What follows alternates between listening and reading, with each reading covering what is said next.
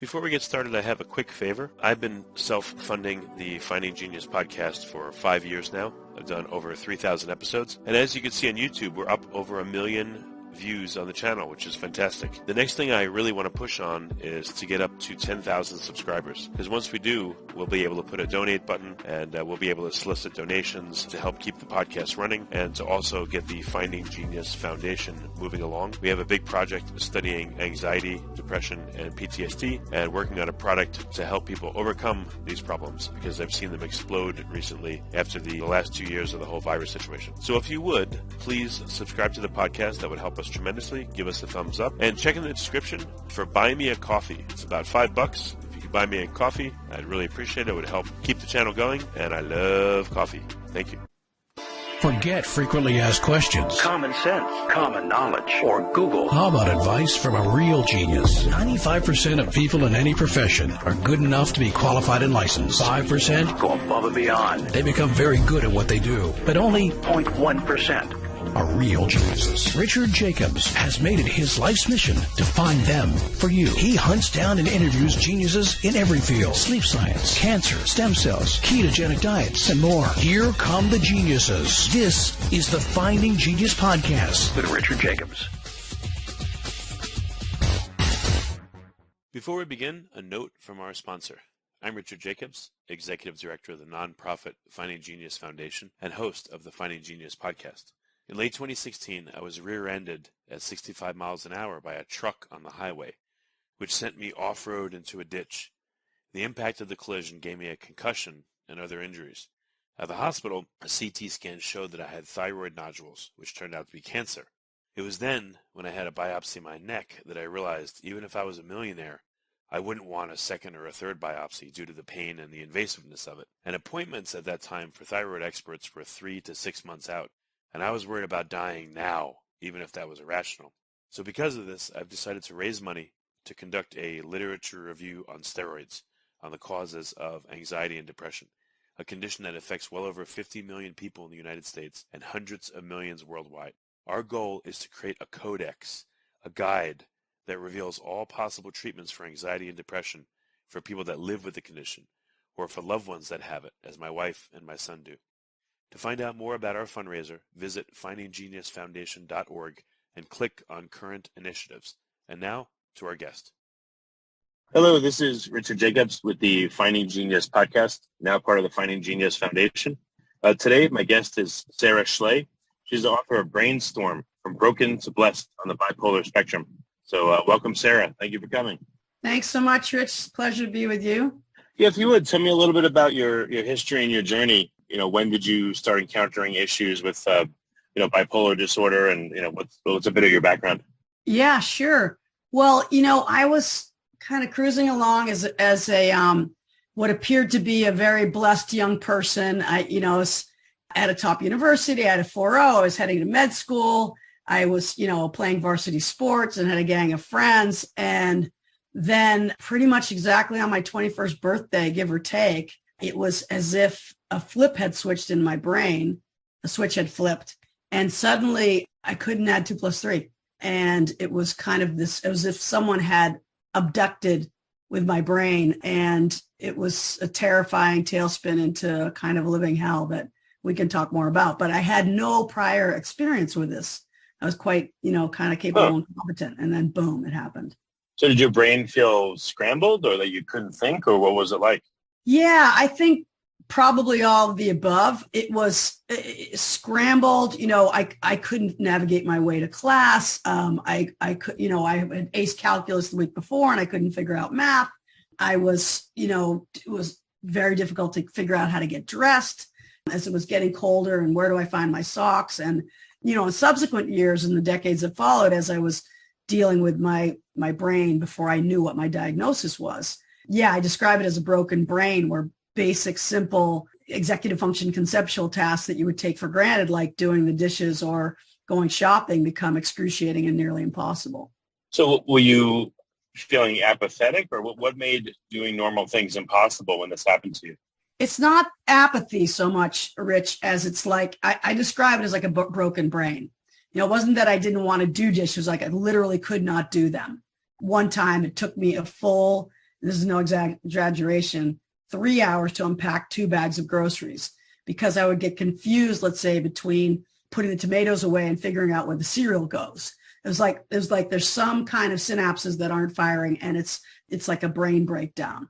And so simple tasks, like I said, just become impossible. Or being in the shopping in a supermarket and being stuck in the peanut butter aisle because I can't figure out how to choose between peanut butters. Is it, the bigger or the smaller, the less expensive or the more expensive, the local or the organic? And these kinds of simple decisions are nearly impossible and excruciating. And then comes kind of like the shame and the feelings of anxiety because I can't figure out how to make this decision. Do other people that have bipolar disorder have these same kind of experiences, or is their experience very different? I think it's absolutely true. I mean, I personally don't know a lot of people with bipolar, but I've been working with a lot of bipolar expert physician, doctors, psychiatrists, researchers, and clinicians. And what I've asked them, they say, yes, this is kind of classic, the brain breakdown. And nobody knows why it happens or how it happens. It happens, though. And I write in my memoir that you mentioned, BrainStorm, From Broken to Blessed on the Bipolar Spectrum, that the brain is as vast as the universe and equally uncharted. And I think science doesn't know why the breakdown happens, but it does. I'm not at all saying that this is the reason or anything, but have you ever run into like low or high blood sugar as making this worse or better? Has that ever been mentioned in any of your travels? I don't think it's that relevant. I mean, I do know that basically when you get to, we can talk about my diagnosis and how that was figured out in a little bit, but once you get to a place, God willing, where you're stable, which I am through medication, support, therapy, amazing friends, and lots of practices for a healthy brain, which we can talk about, then yeah, I think having a stability of sugar, a stability of everything is actually good for bipolar brain. And that's in the research. So that means, steady sleep, steady diet, steady exercise, minimizing sugar and other refined things, minimizing alcohol, minimizing, stay off street drugs. One of the doctors recently said that wasn't a problem for me, but I don't know any research speaking specifically to sugar, but I know it's part of that whole kind of lexicon of steady habits that are known to be important for maintaining a balance with the bipolar brain. So yeah, keep going with your story. So you couldn't literally think of simple things at certain times. And what happened from then? How did you start getting help or understanding what's going on? So what happened for me was that went on for several months. And it was the first time that one of my friends convinced me that, yeah, seek out therapy. And I found a therapist, which I would recommend, but it didn't really help, because it turns out that when you have a biochemical imbalance in your brain, while talk therapy and all that kind of support is really important, it's not going to cure you. You wish it could, at least in my case, and certainly in cases, I think, where there's a biochemical imbalance, that medication can help. So through my 20s, I was kind of on off for about 6 months on, 6 months off with this severe brain breakdown and depression as a result, and lethargy and lack of motivation and inability to think straight and inability to get stuff done. And, kind of just, I call it inner terrorism, or feeling like you were in a living hell. And it's hard to describe what that's like if you've never been through it. And then I get better. And then I'd be normal, so to speak, for several months. And this went on and off for many, many years. And I still I didn't seek out psychiatry or any kind of medication because I was kind of a purist and I didn't believe in it. And in retrospect, I wish I had not been that purist, and I wish I'd gone and looked for the support of, psychiatric intervention sooner. But I was a kind of personality that was like, well, I'm just going to figure it out. I'm going to do diet and yoga and exercise and travel and healthy visualizations and, all kinds of healthy behaviors, which are all important for a bipolar brain, or I say any brain. Anyone with a brain will benefit from these practices for a healthy brain. But it took me, 25 years to learn that was necessary, but not sufficient. And then, for a series of reasons, which, we can talk more about, I finally sought out psychiatric help and medication. So what happened when you started? You said talk therapy wasn't enough, but what about medication? Did that clear things up for you, or what has gotten you to the point where you're able to function and, even when these problems strike? Yeah. So what happened for me, and why I on purpose subtitled the book, it's called BrainStorm, and the subtitle is From Broken to Blessed on the Bipolar Spectrum, is because I want for people to understand that there is a bipolar spectrum. So like if I asked you, have you ever heard of a bipolar spectrum, Rich, what would you say? Before we continue, I've been personally funding the Finding Genius podcast for 4.5 years now, which has led to 2,700 plus interviews of clinicians, researchers, scientists, CEOs, and other amazing people who are working to advance science and improve our lives and our world. Even though this podcast gets 100,000 plus downloads a month, we need your help to reach hundreds of thousands more worldwide. Please visit findinggeniuspodcast.com and click on Support Us. We have 3 levels of membership from $10 to $49 a month, including perks such as the ability to see ahead in our interview calendar and ask questions of upcoming guests, transcripts of podcasts you're interested in, the ability to request specific topics or guests, and more. Visit findinggeniuspodcast.com and click Support Us today. Now back to the show. I've heard of like the autism spectrum. I've heard of a few spectrums, but not the bipolar spectrum. Exactly. I thought it was just an on-off. Yeah, exactly. 99 people out of 100 that I ask if they're not in the field, and even if they are in the field of psychology, don't know that bipolar exists on a spectrum similar to, like you just said, autism or sexuality, other spectrums we know about. Well, lo and behold, it's not an on-off switch. Most things in life aren't, right? So if I asked you, when you think of bipolar, what comes to your mind? Someone literally like acting like psychotic, yelling, screaming, out of control, like going crazy where you can't rationalize with them. But that's just my guess. So most people will say when they hear bipolar, something like that will extreme highs and extreme lows, irresponsible behavior, maybe up all night or spending sprees or, sexual exploits or whatever, irresponsible kinds of behaviors and extreme mood swings. Well, it turns out that's not anything I've ever experienced or expressed. So my bipolar brain does not exhibit mania. And as a result, it is consistently misdiagnosed. So people with a bipolar 2 is what I have, or somewhere down the spectrum from that classic bipolar 1 manic depression, way high, way low. If we don't exhibit mania, then you can see why we're misdiagnosed, because we just look depressed. So you walk in the doctor's office, you drag yourself there. In my case, one of my friends dragged me there after 25 years. I had little kids at that point. I had to get my act together. They convinced me to go. The doctor sees lethargy, despair, inability to get out of bed, maybe suicidal ideation, no desire for life, no joy. And they think depressed. She's clinically depressed. Let's give her a medication for clinical depression, something like Prozac or Zoloft or one of those other SSRIs, selective serotonin reuptake, if that means anything to you. So, and indeed, 70% of the 71 million prescriptions written for antidepressants last year were written by not psychiatrists, but by primary care physicians with little to no psychiatric training. They see depression, they think Prozac, right? But in my case, for the bipolar brain that I have, that Prozac can act like poison. It's actually, in most cases, not all, but in many cases, it can be very dysfunctional for a bipolar brain. Trigger mania, trigger much deeper anxiety, suicidal ideation, or actually suicide. Thank God, not in my case. So SSRIs, the antidepressants, can be very dangerous for someone with bipolar, and that's why it's really essential to get the diagnosis right. Okay. So when someone's in a bipolar state, are there different flavors or types of how they feel? Or is it always the same? Like, what have you experienced and what have you heard? No, I mean, that's the thing I was is hoping to share, is that in bipolar 1, at that end of the spectrum, they're going to have way high, way low, right? And so they may have extreme highs and then extreme lows. Go down the spectrum where I am, bipolar 2, and there's other variations, no extreme high, but yes, extreme low. And so because I look depressed and I show up with all of the similar symptoms of depression, I'm consistently misdiagnosed, me and many millions of other people, and given the wrong drugs, each of which can have dangerous and even lethal side effects. So, and in my case, with bipolar 2 or somewhere down the spectrum, it takes on average 11 years or more to be properly diagnosed. 11 years, right? A long time, yeah. Should be 11 days. So what happens in the interim of those 11 years? Undiagnosed bipolar are among the incarcerated, the homeless, the addicted, right?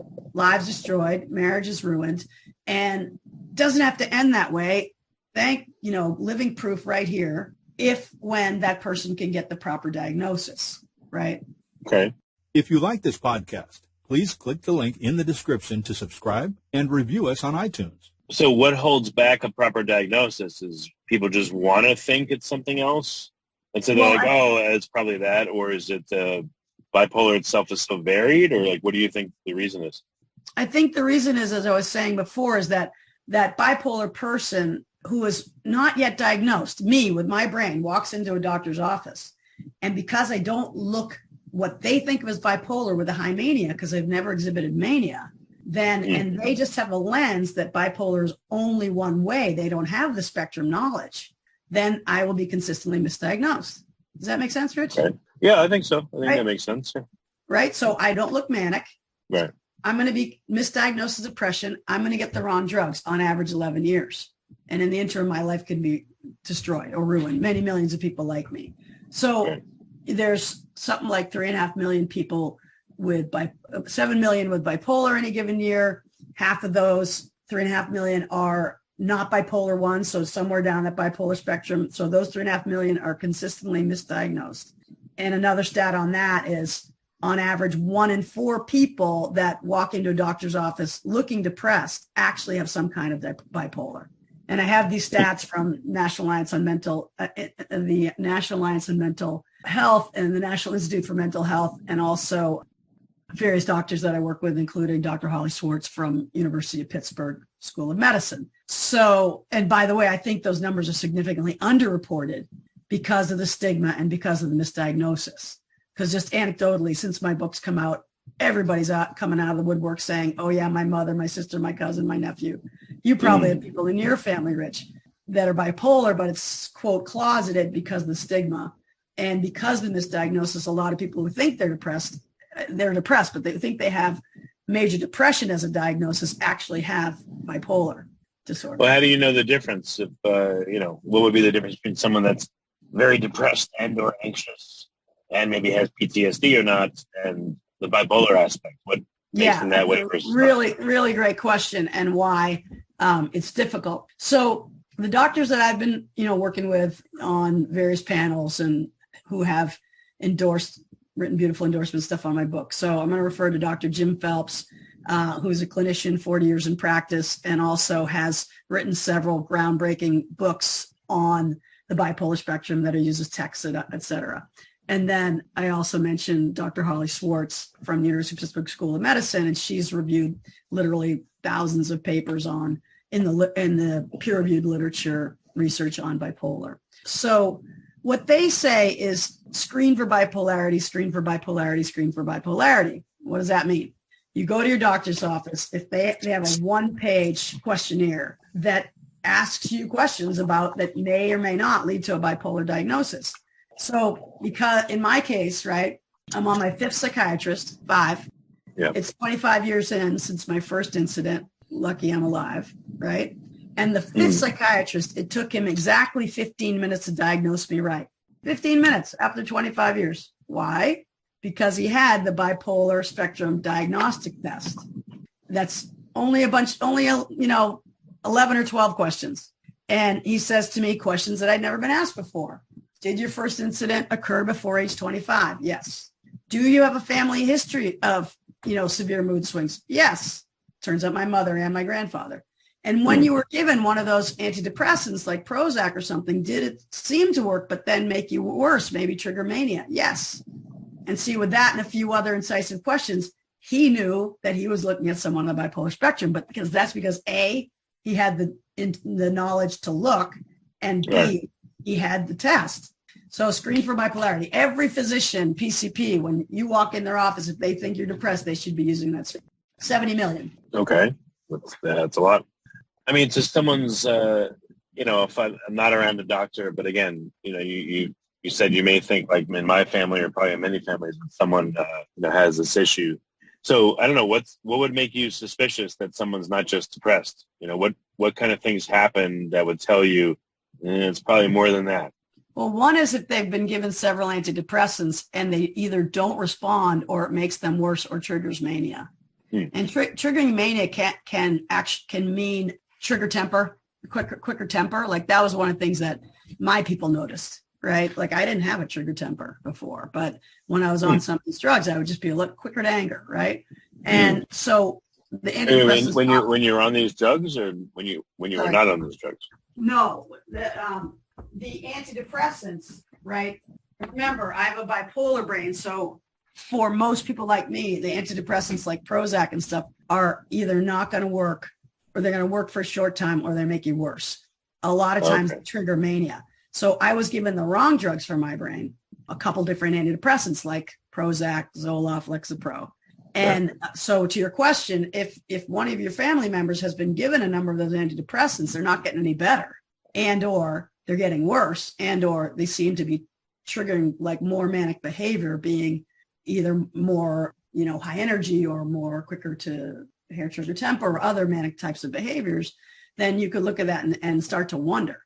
You can get the bipolar spectrum diagnostic test that I mentioned is free and available on the internet. So you can print that out and take it to the doctor and say, would you ask me these questions? And I've got a link to it on my website. There's also another great website called psycheducation.org, and they've got it on there. This was written by a couple of different doctors, and it's in the public domain, verified and validated through all kinds of, double blind tests over and over again. But it's a simple test that you can take yourself, but I wouldn't try and self-diagnose. I would take it to a doctor and, walk through it and see. I think there's a few other questions. There's a number of questions on there that were accurate for me. Like, again, family history. People in your family have had some mood swings. Did it occur before age 25? Did the antidepressants make you worse or manic? And there's a few other questions on there that you could answer yes or no to. So I would say print it out and see, or ask your physician, your doctor, if they can screen you for bipolarity. Okay, that makes sense. So in addition to the right medications, is there anything else that is a big lever to, make bipolarity not so bad? Yeah, and I would say with the right medications, the part again why I wrote the book is because it was so dramatic, the difference when I got the right medications. So there is help for people with bipolar and on the bipolar spectrum, like night and day for me. So what is that like? If you put it into words, what does that mean? Well, when you started taking the medication, what happened? What I said before, when I couldn't do dishes, or I couldn't, figure out where my socks are, or I couldn't, figure out how to get the kids dressed in the morning, or I couldn't figure out how to add 2 + 4, or I'm a writer and I can't recall words. I can't write a sentence. I've got the broken brain. I'm a navigator. I'm good at navigation, in the woods and the rivers, whatever. I can't do that. I can't read a map. So all the stuff that I have high executive function is not working. And once the meds kick in and start working, I'm back and I can do all that stuff and then some. So, and joy comes back, and, gratitude and all kinds of stuff comes back. So it's very dramatic. And that's why taking the effort to, write the book, get on the phone call with you today, Rich, try and shout from the rooftops about this bipolar spectrum. So I say the mission of the book, and now my personal mission is save lives, end the stigma, maximize healing. And I didn't write the book to tell my story. I'm telling the story to save lives. So that's very good. Yeah, thanks. You asked what else. So there's complementary therapies, and I think that they're all necessary, not sufficient. Like you got to do all 4. And the 4, I put them in a diamond, but I didn't get this approach for myself. I got it from the doctors I mentioned. And there's really 4 prongs. 1 is medication, 2 is therapy, 3 is support network, and 4 is your personal health behaviors, what I call practices for a healthy brain. And if you go to my website and other places, or in the book itself, the acronym I use there is PECS, which stands for physical, emotional, creative, and spiritual. So doing behaviors in each of those 4. It's a full-time pursuit, staying healthy, but it's also a beautiful thing, because you end up with more energy, more vitality and more health. If you looked at me on this, if we were having this video, most people don't guess my age. 146. That's partly good genes, but so all of the behaviors that I have to be really disciplined about to keep my brain health steady are also really good for anyone with a brain. And who right now out there with the pandemic and everything else in politics and climate and et cetera, is not feeling some stress or anxiety these days. If I was in an auditorium of people giving a talk like I did recently with a TED Talk, not a single hand goes up, right? who's not feeling anxiety and stress. If you're not, amen and hallelujah. But, so we all need these kinds of practices and behaviors. In my case, they're essential, but I think they're really helpful for everybody. Okay. Oh, excellent. Where can people find out more about you? I mean, they should get your book. It's active right now on Amazon and Kindle and all over the place, or where is that? It's so BrainStorm, From Broken to Blessed on the Bipolar Spectrum by Sara Schley. So you got to put in Sara Schley because there's other brainstorms until you buy enough, and then it'll go to the top. But if you remember BrainStorm, From Broken to Blessed on the Bipolar Spectrum, you can get it on Amazon. It's in ebook, Kindle, hardcover, softcover, and if you prefer to listen to it, it's on Audible and ACX, and you can get all formats are available on Amazon. And if you go there, you'll see the reviews that people have left are very moving for me, very, very meaningful. That's amazing. So I hope you read the book. Okay. And you can also, if you go to my site, which is just how my name is spelled. No. Will you have these things in the liner notes, Rich? Yeah. Just let me know what you want to include, and we'll include it all. No problem. Yeah. So the website has a resource page, which has all the resources I mentioned in this call. And then there's a bunch of blogs that I've written on these topics, and you can get to, you get the book anywhere you want to get a book. And if you don't want to get it through Amazon because you're not a fan of Bezos, you can ask your local bookstore to order it anywhere else online. Okay. Well, very good. Well, Sara, thanks for being brave and honest and coming on the podcast and talking about this. It's rare that people do that, but when people do, I think people see that as genuine, authenticity, and then they'll get help. So I appreciate you coming. Thank you, Rich. And I hope if you're out there right now and suffering anyway, know there's hope, get help, find your people who can support you, and many blessings. Thank you, Rich. You've been listening to the Finding Genius podcast with Richard Jacobs. If you like what you hear, be sure to review and subscribe to the Finding Genius podcast on iTunes or wherever you listen to podcasts. And want to be smarter than everybody else? Become a premium member at findinggeniuspodcast.com. This podcast is for information only. No advice of any kind is being given. Any action you take or don't take as a result of listening is your sole responsibility. Consult professionals when advice is needed.